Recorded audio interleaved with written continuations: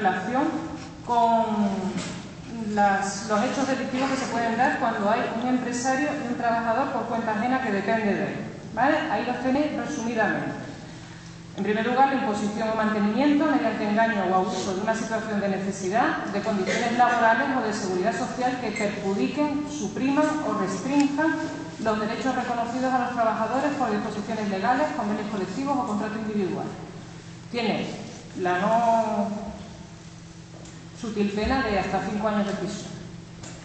Después se castiga también el tráfico ilegal de mano de obra y recluta, que sería una forma de cesión ilegal de trabajadores, o sea, unos señores intermediarios que se dedican a tener una carpetita con nombres de trabajadores y se los venden a otros empresarios. Eso es la cesión ilegal de trabajadores, el tráfico ilegal, y también está castigado en el Código Penal. La determinación o favorecimiento de la emigración, simulando contrato o colocación, que es básicamente lo mismo, pero ya implica un cambio de frontera. Grave discriminación en el empleo, cualquier imposición de condiciones laborales peores que el resto de los trabajadores en función del sexo, la raza, las creencias religiosas, etcétera, etcétera. Delitos contra la libertad sindical y el derecho de huelga, que la verdad es que se aplica muy poquito. Y los delitos contra la seguridad y higiene en el trabajo. Este delito donde más se aplica realmente es en el ámbito de la construcción, porque exige, primero, que el empresario infrinja normas sobre prevención de riesgos laborales y, segundo, que de este modo se ponga en grave peligro la vida del trabajador, la vida, salud o integridad física del trabajador. Ya digo, este delito se aplica sobre todo en la construcción, típico andamio, que es el escalar del trabajador, etc. Bueno, a mí me empezó a interesar este tema de la prostitución porque yo decía, bueno, ¿se aplican o no se aplican los delitos contra los derechos de los trabajadores a las personas que se prostituyen en relación de dependencia con un empresario? Y encontré algunas sentencias que tienen ya bastantes años, en concreto la primera del Supremo es de 1991, que efectivamente en un caso de trata sí que aplicaba un delito contra los derechos de los trabajadores. Reconocía el Tribunal Supremo, Sala de lo Penal, que la persona que estaba prostituida en el ámbito de una red, de una organización criminal dedicada a la trata, también era trabajadora. No solamente había explotación sexual, sino que también había explotación laboral, porque se la sometía a una jornada de trabajo manifiestamente desproporcionada, porque no tenía seguridad social, porque no tenía derecho a vacaciones, etcétera, etcétera. ¿Qué pasa hoy en día? ¿Es la prostitución, o se puede considerar la prostitución, una relación laboral dependiente? Insisto que no me voy a ocupar del tema del trabajo autónomo. No está regulada expresamente. Sabéis que hay determinados contratos de trabajo que por su especificidad es una relación laboral especial y entonces tiene una regulación específica. Bueno, eso no pasa en el caso del ejercicio de la prostitución. No hay regulación sobre esa relación laboral especial.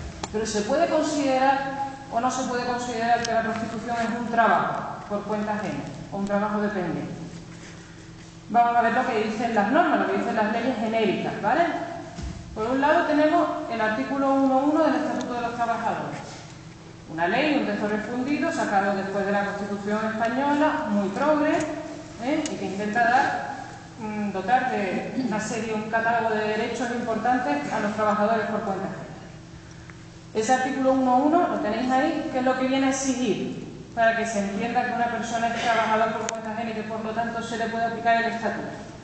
Pues exige que se presten los servicios retribuidos por cuenta ajena y dentro del ámbito de organización y dirección de otra persona, física o jurídica, que es a la que se denomina empleador o empresario. Es decir, exige 3 cosas. Que sea por cuenta ajena, ajeneidad, que la retribución sea en función del servicio que se ha prestado por cuenta ajena y que ese servicio, que esa prestación de servicio se realice en el ámbito de una organización, en el ámbito de una organización y de una dirección de otra persona que es empleado o que es empresario. Ese empleado o empresario es el que determina cuál es la jornada de trabajo, cuándo se empieza a trabajar, cuándo se termina, qué descansos hay, qué vacaciones hay, qué tipo de servicios se prestan, etc. Si os fijáis, casi seguro que todos tenéis en mente un montón de situaciones dentro de un ejercicio de la prostitución voluntario o forzado en el que se dan esas características. La prestación, el trabajo sexual se realiza por cuenta ajena, o sea, hay alguien que lo organiza, ese alguien es el que paga y además ese alguien es el que impone el horario, la duración de la jornada, las condiciones, etcétera. Bueno, ¿qué ocurre? Que al lado del Estatuto de los Trabajadores tenemos otra ley, mucho más antigua, decimonónica, aunque ha sido reformada, que es el Código Civil.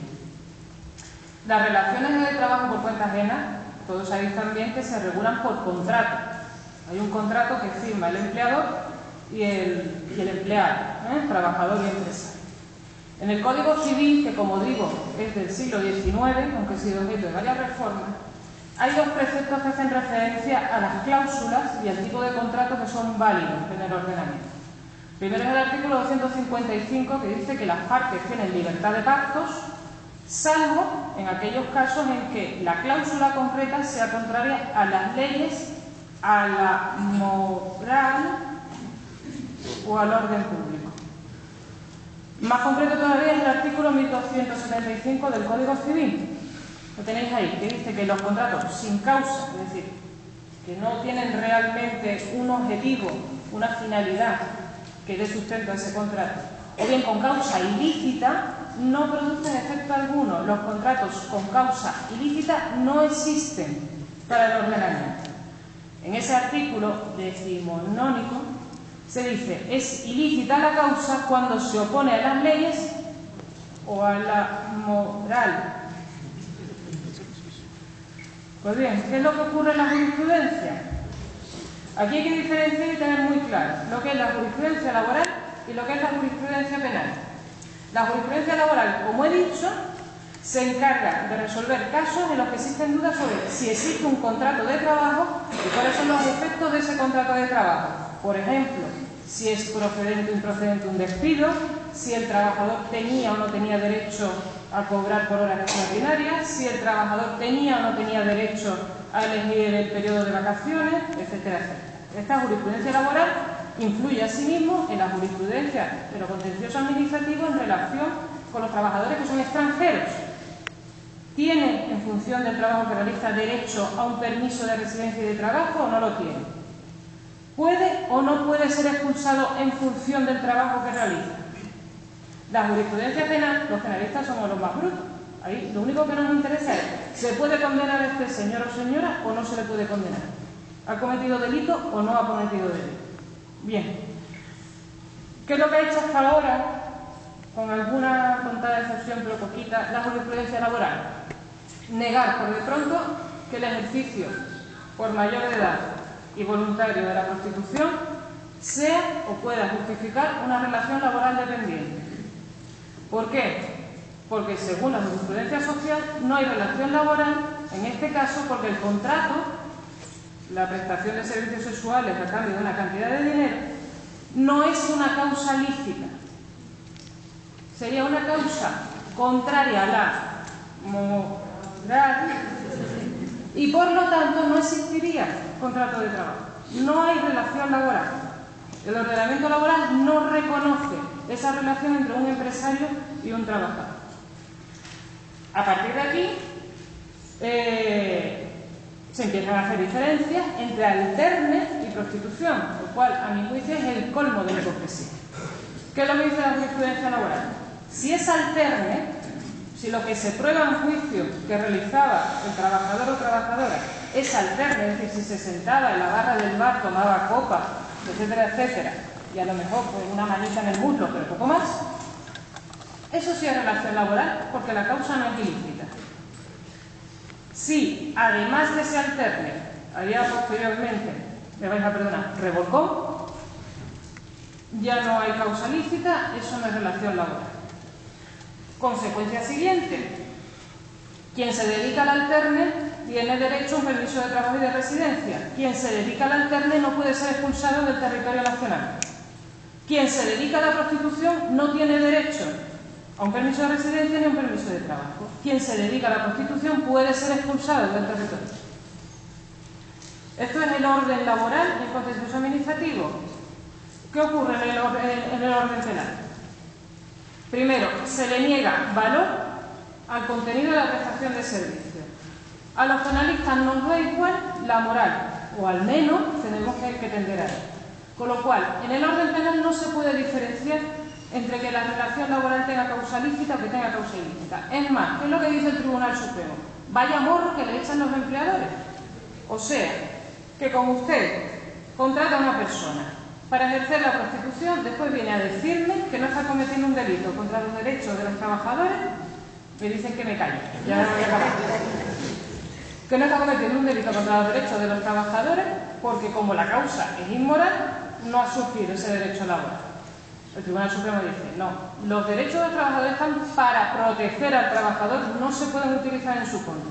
Aquí hay delito contra los derechos de los trabajadores. Como hay las notas que se exigían en el Estatuto de los Trabajadores, existe, como digo, una relación laboral. Y, por supuesto, la prestación del servicio, la naturaleza del servicio, si hay acceso carnal o no hay acceso carnal, también es indiferente a la hora de determinar que hay un delito detrás. ¿Vale? Bueno, no quiero hablar más, porque me van a pegar. Lisa y llanamente, ¿qué se produce ahora en la jurisprudencia? Pues una descoordinación entre el orden laboral y entre el orden penal. El orden penal reconoce a la hora de condenar que las personas que ejercen la prostitución son trabajadoras. En el orden social se niega que las personas que ejercen la prostitución sean trabajadoras y a partir de ahí se deniegan los derechos laborales. Si queréis después seguimos hablando del tema. No quiero abusar nada más del tiempo. Gracias.